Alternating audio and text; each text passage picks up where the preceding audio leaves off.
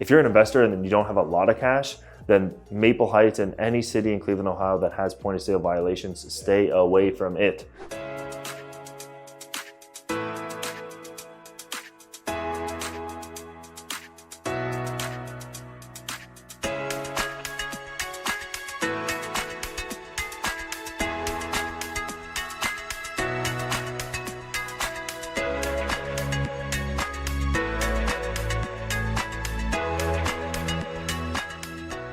Hey everybody, my name is Antoine Martel and we're in Cleveland, Ohio today, touring around some of our single family homes that we have. I'm going to go through every single house, break down the numbers with you guys, and share with you what it would look like if you were to burr it and if you were to buy it turnkey, and kind of break down the numbers so you guys can get an idea of which route you should take for a property and maybe which path you should go down for houses that you're going to buy in Cleveland, Ohio or in other markets across the country. And then we're going to go play top golf. Let's go check out this first house. This is a 2-bedroom house in Bedford, Ohio, which is on the east side of Cleveland. All right, we're at a 3-bedroom house in Bedford, Ohio. This house is a 3-bedroom, 1-bath, 912 square feet. And I get this question a lot from people in California or other markets. How do you fit 3 bedrooms and 912 square feet? And this house shows it perfectly. You have a living room, kitchen, and then just a hallway, and the 3 bedrooms come off the entire hallway, with 1 bathroom coming off the hallway as well.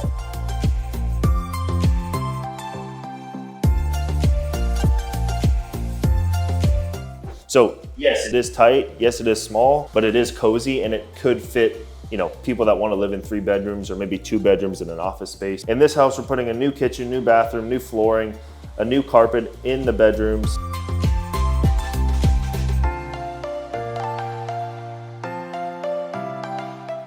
We bought this house for $70,000, renovation $15,000, ARV is $100,000 on this house for a 3-bedroom, 1-bath in a really good neighborhood. This is Bedford. I would say it's like a B-class neighborhood, really safe, really nice. This house will rent out for $975 per month when it's all said and done, so very close to the 1% rule. If you don't know what the 1% rule is, there's a link in the description to a course that's completely free where you can go check that out. I explain everything about all these terms and acronyms that I'm using. If you were to buy this house and do a burr to it, this is probably a pretty good property to burr. Buy it for 70, renovation 15, so you're all in for 85,000 and it's worth 100,000 bucks after. So if you do have 85,000 or $90,000 cash and you want to go through with a deal like this, it probably could be a pretty good burr. If you were to buy it turnkey, you would buy it for 115,000 bucks. Rent would be $1,000 a month, and you'd be making, either way, no matter which way you cut it, burr or buying it turnkey, you're going to be making $200 to $300 a month net cash flow. Finding a property that cash flows $1,000 bucks or $800 is very hard to come by. It's just because rents are not that high.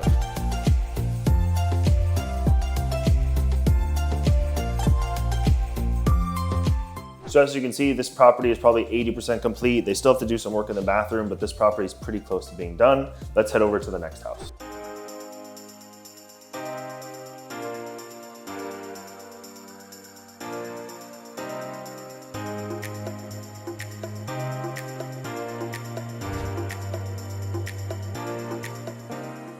All right, this is the second house of the day. We're in 44128 zip code. This is like a Lee Miles area is what the area is called. I really like this neighborhood. Property values have been appreciating. We used to sell houses here for like 70, 80,000 bucks. Now we're selling houses here for like $110,000. So property has really increased in value over the last couple of years.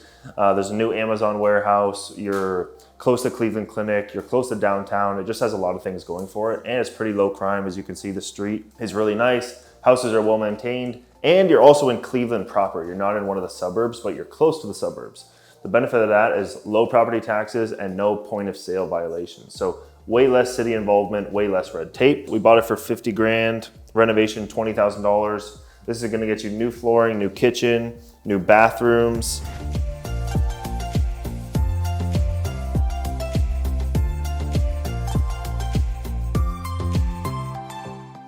And then it looks like there's a bunch of exterior repairs, epoxy the basement floor, dry lock the basement walls, new hot water tank, check the furnace, repair the siding, all this kind of stuff. So we bought this for 50 grand. Renovation is $20,000, so all in for 70. And then we're selling it for 100,000 bucks, and this house will rent out for $925 a month.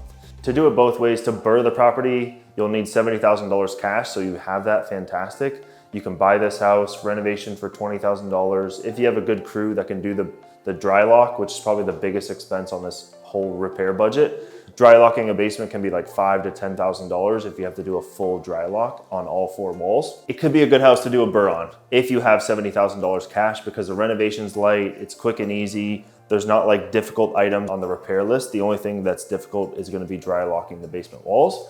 So buy it for 50, rehab for 20, all in for 70. Go ahead and refinance it for $100,000, $90,000, pull that money out. It can be a really good project. Buying it turnkey, you'd buy it for $100,000. We actually sold this property to an all cash client. They bought the property all cash just based on an 8% cap rate. So that's something else to think about as well.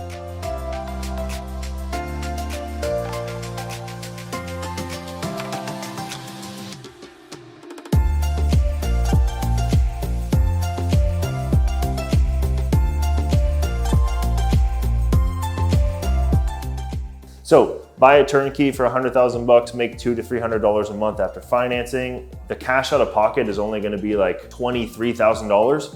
20% down, $3,000 in closing costs. So $23,000 to buy this house, and you make $200 to $300 a month. That's like a 10 to 15% cash on cash return. Other option, doing the burr, all in for 70 grand. Hopefully it'll appraise for 90 to 100. Pull most of your money out. You'll probably leave $5,000 to $10,000 in the deal, but you'll have your money back to do again. And that's it with this one. This one's probably halfway done with the renovation. Let's go check out the next house.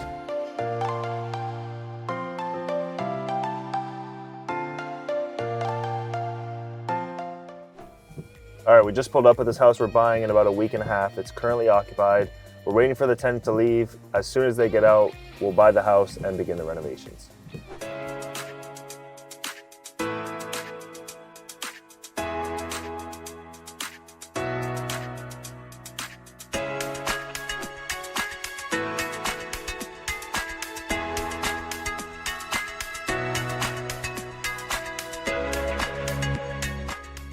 All right, we're at the next house. We're in Maple Heights now. This house was occupied when we bought it. We bought it in January. Currently, right now it's July. So we've owned this house for 7 months or so.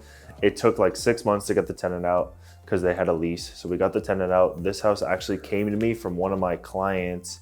They had an off-market pocket listing. They sent it to me. They made like $10,000 wholesaling it to me. We bought it. We held it for 6 months, got the tenant out, then renovated the property, and the renovations just finished up.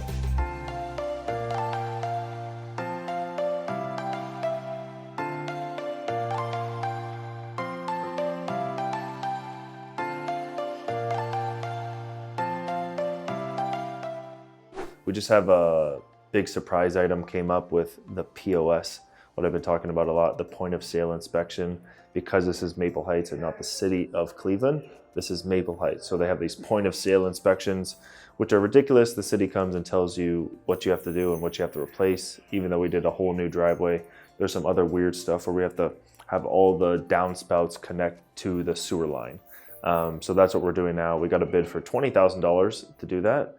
And that was ridiculous. So we're going and trying to find some other bids and other contractors, and we got them down to $5,000 to $7,000 so we can get that item done. But I mean, this renovation was only like a $20,000 renovation, and now we're gonna have a $5,000 surprise or a $20,000 surprise, which is extremely rare. Out of like the couple hundred houses that we've done so far, it's really rare to have such a big ticket surprise item.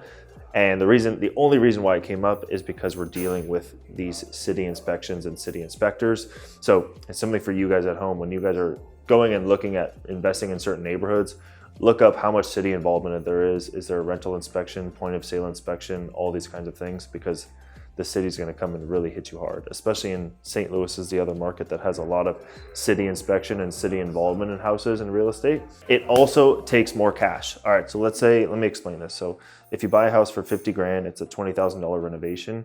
The city makes you put $20,000 in escrow, and then you go and do your renovations and spend 20 grand, and then they'll give you the 20 grand back. That $20,000 renovation now costs you $40,000. Because you have to put 20 grand up front, and then you fund the $20,000 in renovations. Then once you prove that the renovations are done and you spent that money, they'll give you the 20 grand back. At the end, you only spent 20 grand in renovations, but to get there, you had to spend $40,000. If you're an investor and then you don't have a lot of cash, then Maple Heights and any city in Cleveland, Ohio that has point of sale violations, stay away from it. So that's what I would recommend with this house. I would definitely recommend buying it turnkey and not going through the BRRRR yourself because of the point of sale violations. Doing this house would have required 50 grand to buy it, 20 grand in renovation, and then another 20 grand in point of sale. So 5, 6, 7, you would take $90,000 and the house is only worth $90,000 in the end. So this is definitely something I would recommend buying turnkey. Rent is $1,100 a month, sells for $100,000, it cash flows $200 to $300 a month, and you have all the point of sale violations, all the city taken care of. The other reason why I wouldn't BRRRR this house is because of the surprise. So of course, hindsight is 20/20, but that's one of the risks when you get into a BRRRR is if your renovation's 20 grand and you have a $20,000 surprise, now you're actually losing money on the deal. So you'd be able to refinance out some of your money, but you'll probably have to leave $20,000 in the house anyway. So then at the end of the day, you'll be like, well, why would I go through all this work doing this BRRRR when I'm leaving 20 grand in a deal when I could have just done none of the work and bought it turnkey for $20,000? It makes absolutely no sense. So that's something to think about too, is like the surprises can really kill your BRRRR really quickly. And then you'll be like kicking yourself in the foot and being like, okay, why did I go through this BRRRR process, try to find this house, manage the renovation, find a lender, do the refinance, pay for the refinance, go through the appraisal process, wait 6 months for seasoning with the lender, pay all the lender fees, find multiple different lenders, negotiate, do all this kind of stuff. And then at the end of the day, oh, there's a surprise with the renovation. Now I left $20,000 in my BRRRR. You know, at the end of the day, it just doesn't make any sense. You're gonna be like, oh, I could have just bought this house turnkey from martelturnkey.com and had $20,000 in with doing none of the work, none of the time, and risk-free. Now that doesn't mean that BRRRRs never make sense. BRRRRs make sense a lot of the times, but when you're investing in cities with POS or city inspection or city involvement, and you have these like surprises, again, hindsight is 20/20, but when you have these surprises, the BRRRRs start to make less and less sense. And so at the end of the day, it's all calculated risk. Like when you get into a BRRRR deal, you should be, you know, putting in some calculated risk into those numbers and comparing it against buying it turnkey. So like, do I want to go through all this work and time and energy and spend all this money, which is like 5 times more than just buying it turnkey? Do I want to go through all this work? And is the risk worth the reward at the end of the day when I have this safe, easy option, which is buying turnkey rental properties?